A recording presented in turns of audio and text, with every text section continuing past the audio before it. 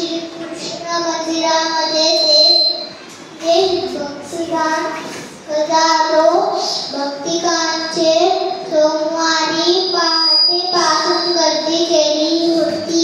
कृष्ण जन्मभूमी मंदिरात सकाळी शेकडो भाविकांच्या उपस्थित मंगला आरती झाला. जय जय श्री राधे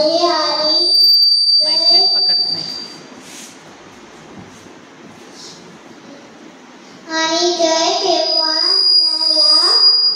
ही अशा जय घोषणा